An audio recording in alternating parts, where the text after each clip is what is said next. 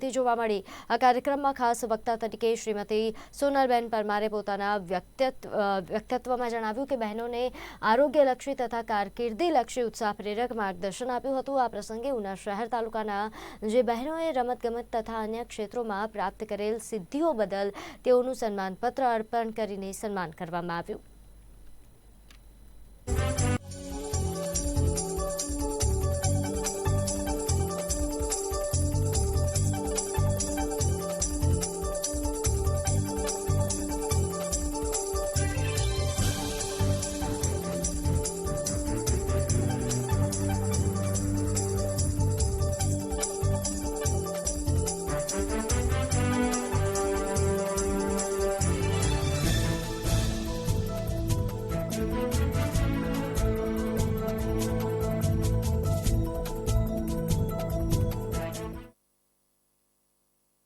આજે 10 તારીખે ઉના મુકામે યુવતી સંમેલન મહિલા મોરચા દ્વારા કરવામાં આવ્યું।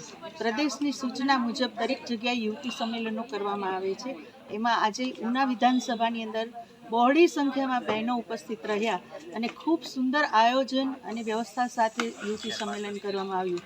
જેમાં આજે નવા વોટર બહેનો જોડાયેલા છે, જે મતદાતાના અધિકાર બન્યા છે, એ બહેનોને એક દ્રષ્ટિકોણ આપવામાં આવ્યો કે તમારે મતદાન કોને કરવું જોઈએ, શા માટે યુવતી સંમેલન કર્યું, એ બધો આખો વિચાર એક આપ્યો પાર્ટીનો અને એમની સાથે સંવાદ કર્યો।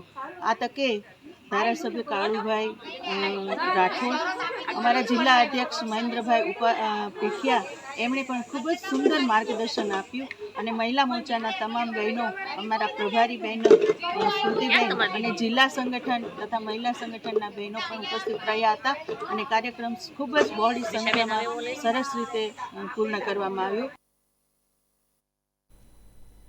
વર્તમાન સમયે અમદાવાદના કોટ વિસ્તારમાં રહેતા